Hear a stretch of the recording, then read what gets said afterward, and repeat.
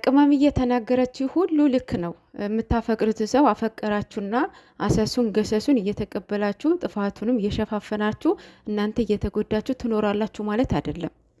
ብሩክ ደግሞ ልክ ነው የምለው ነገር ግራህን ሲመታ ቀኝህን አዙረ ስጠው ይላል አይደለ?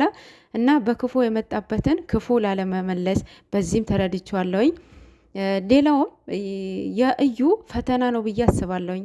ልጁ ያልሆነ እንዴት ተቀበል ኦር ደግሞ እንዴት አብራኝ ትኖራለች ብሎ እኔ እንጃ ብቻ እውነቱን እስከሚናገሩ ድረስ በትዕግስት እንጠብቃቸው። መናገሩ አይቀርም አይደል? አንዳንድ በመሀል ጻድቅ ጻድቅ የሚያጫውታችሁ ሰዎች አላችሁ። እናት ነው የሚፈልገው ምናምን ድራማ የሆነ እያወቃችሁ እንደዚህ አይነት ጽሁፍ ትጽፋላችሁ። ይኸው ዛሬ መጡላችሁ ማለት ነው። ሁለታቸው ብቻ ነው መጡት። ሁለታቸው ስትመጡ ምንም የፈለጋችሁ ነገር ተባባሉ። ምዬ የኔ ቆንጆ የኔ ወርቅ ተረጋጊ ማማዬ። ልጁ የብሩክ አይደለም። እውነቱን እስካልተናገረችልን ድረስ እኔ ብናገርም ማንም አያምነኝም ብሏል። አሁን የምር ይሄንን ዲኤንኤውን እኛ እንመነው? ዲኤንኤው ልክ ነው ማለት አሁን ኮሜንቱ ትላንትና አያፈቅርሽም ነው። አያፈቅርሽም፣ ከሱ ጋር ውጪ፣ ከሱ ህይወት ውጪ፣ በራስሽ ፍቃድ እንድትወጪ ነው የሚፈልገው። ልጁ የሱ ነው፣ የልጁ እናት ነው የሚፈልገው ምናምን ድራማ የሆነ እያወቃችሁ እንደዚህ አይነት ጽሁፍ ትጽፋላችሁ። ይኸው ዛሬ መጡላችሁ ማለት ነው። ዛሬ እንደዚህ ሆኑ ማለት እስከ መጨረሻ ይለያያሉ ማለት አይደለም። ደግሞ በጥፊ የመታችሁ የፍቅር ጥፊ ነው የመታችሁ።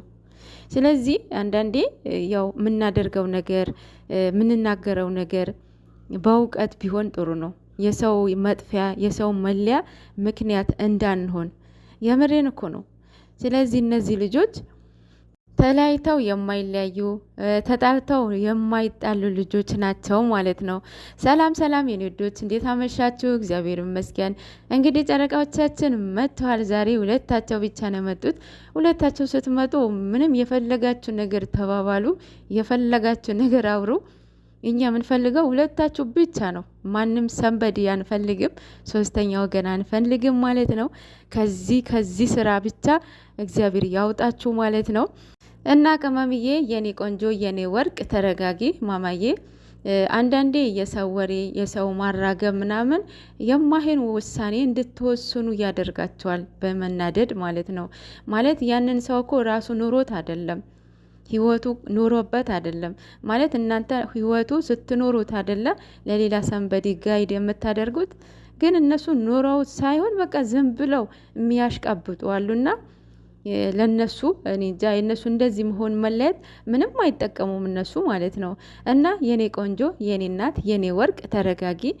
ልጁ እኮ የብሩክ እንዳልሆነ እንዲህ ሁሉ ጊዜ እያወራን አይደል እንዴ ማርዬ?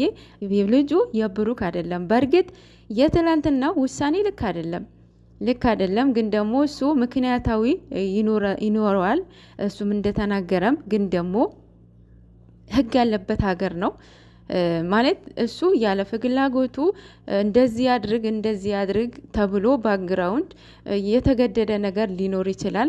ምን እንደሆነ ባይታወቅም ማለት ልጅቷ ያለ ምክንያት አይደለም እንደዚህ የገገመችው አይደል? የልጅ አባት ብሩክ እያለች ያው ስግጥ ብላ እስካሁን አለችበት ማለት ነው። በሱ ምን እንደፈለጉ በምን እንደሚያስፈራሩት ምን እንደሆነ ምን እንደፈለገች በሱ አናቅም። ፈጣሪ ነው የሚያውቀው የምር። እና እሱም እንደዚህ አይነት ሪስክ መውሰድ ከባድ ነው ማለት እሱ እንደ ልጅ በቃ አይተንም ሰምተንም የማናቅ የምር አይተንም ሰምተንም የማናቅ በአንድ ቤት ሁለት ሴትን ማስቀመጥ ይሄ ብዙ ህዝብ ነው ያስቆጣው የምር። እና ይሄ ነገር ብሩክ አሁንም መቋጨት አለብህ። እውነቱ አንተ ጋር አለው፣ ልጅቷ ጋር አለው። ልጅቷ እውነቱን እስካልተናገረችልን ድረስ እኔ ብናገርም ማንም አያምነኝም ብሏል። እኛ እኮ ልጅህ እንዳልሆነ እኮ እኛ እናውቃለን። እኛ ኦዲየንሶች ልጁ አይደለም ብለን እስካሁን አለን አይደል እንዴ? አንተ ግን በዲኤንኤው ቀን ምን እንደተለወጠ ምን እንዳሉክ ምን አይነት መርፌ እንደወጉክ ባናቀም የዛን ቀን ነው የተቀየራችሁት ሁላችሁ ማለት ነው። ስለዚህ እኛ በዛው ጸንተን ቆይተናል አለን እስካሁን ልጁ የብሩክ አይደለም ብለን ማለት ነው። አሁንም አይደለም። እኔ ፐርሰናሊ ሳወራ ልጁ የብሩኬ አይደለም፣ ግን ደግሞ የሆነ ምክንያት ይኖረዋል። እንደ ልጅ እንደ ራሱ ልጅ ማለት ነው አድርጎ እንዲቀበል የራሱ ሪዝን ሊኖረው ይችላል ብያቸዋለሁ። እንደውም በእንትን የስጦታው በገዛበት ቪዲዮ ላይ ማለት ነው። ስለዚህ እሱም ዛሬ ተናግረዋል። ማለት የራሴ ምክንያት አለኝ።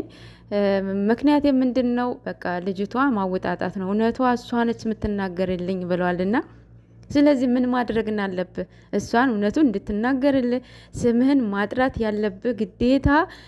ልጅቷ አብራህ ኖራ ነው ወይ? እንደገና ሌላ ሪስክ ትወስዳለህ? አብራህ ኖራ ሌላ ነገር። ያው ሴቶች እኮ ተንኮለኞች ነን እኮ የምር። እሷ እኮ በተንኮልነቱ አይደለ ሴታባ ራሷ ሴታባ አስተካክል አይደል እንዴ የጠራችው የመጀመሪያ የተገናኙ ቀን እሱ ሲያቀርል በድብቅ ቪዲዮ ቀረጸችው። ስለዚህ አሁን እናንተ ቤት ውስጥ አብረሽን ትኖሪያለሽ ስትል የሆነ ወጥመድ ውስጥ እንደምትከትህ ማሰብ መቻል አለብህ። እና ቅመምዬ፣ የኔ ቆንጆ፣ የኔ እናት ተረጋጊ የኔ ወርቅ። በንዴት በችኮላ የምንወስናቸውን ውሳኔዎች ጥሩ አይደሉም። እና ይህ ሁሉ አመት የዋጋ የተከፈለለትን ፍቅር የተገነባን ቤት ኬትም መጣ ኬትም የማናቃትን ከምነ መፈጠርዋን የማናቃትን ሴት በዚህ በተራ ሴት ፍቅራችሁ ቤቱን እንዲፈርስ አንፈልግምም አንፈቅድምም ማለት ነው። ማርዬ ተረጋጊ፣ ሁሉም ነገር በጊዜው ይሆናል። እና እሱ ያው ማንም ያምነኝ ሰው የለም ብሏል። እና እሱ ሁሌም ያው ከመጀመሪያም ጀምሮ ልጅ አይደለም እያለ ነበረ የቀጠለው ማለት ነው። የዛን ቀን ነው ሲጀመር ዲኤንኤው እዛ ስህተት ነው። ምንም ትክክል የሆነ ዲኤንኤ የለም። አሁንም ዲኤንኤ ድጋሚ ላድርግ ብል ቀይረኸዋል ነው የሚባለው። ስለዚህ እውነቱ መናገር ያለባት ማናት? እሷ ራሷ ነው ብሏል። እና ስለዚህ እሷ ፈጣሪዋን የምትፈራ ነገር ከሆነ እውነቱን መናገር መቻል አለባት። መቼም የሰው ማለት የማያፈቅራችሁን ሰው አሁን ብሩኬ የእሷ ሆነ እንባል የእውነት አሁን ደስተኛ ትሆናለች፣ ክብር ይሰጣታል፣ ያከብራታል፣ ደስተኛ ህይወት ትኖራለች። የምር በጣም ነው የሚያሳፍረው ሲጀመር ማለት ነው። በጣም ያሳፍራል እና በጣም ይደብራል ይሄ ነገር። በቃ እውነቱን እንድትናገር ማድረግ ነው። አንተም እንደዚህ አይነትን ውሳኔ መቀጠል የለብህም። እንደዚህ አይነትን ሪስክ ይሄ ህዝብ ሁሉ ህዝብ እያሳዘንክ መስራት ማድረግ የለብህም ብሩክ። ያለህ እኮ ህግ ያለበት ሀገር ነው። በምንም ልታስፈራራህ አትችልም። የኔ አይደለም ካላስ አለቀ። ያንተ ነው የምትል ነገር ከሆነ ምንትን አምጪ ነው። አሁን የምር ይሄንን ዲኤንኤውን እኛ እንመነው? ዲኤንኤው ልክ ነው እንዴ? ዲኤንኤው ዝም ብሎ ነው እንዴ? እንዲህ ሄዳችሁ እዩሃ ሚዲያ ላይ ሄዳችሁ እንዴት እንደሚደረግ ዲኤንኤ ማለት ነው። እና እኛ በዚህ ዲኤንኤ እንድናምናችሁ ነው የምትፈልጉት እንዴ? ህፃን እኮ አይደለም እኮ እዚህ ጋር ያለው አይደለ እንዴ? እና ይሄንን በቃ ስራ አቁሟ፣ በቃ ቋጩልን። የምር ይደብራል።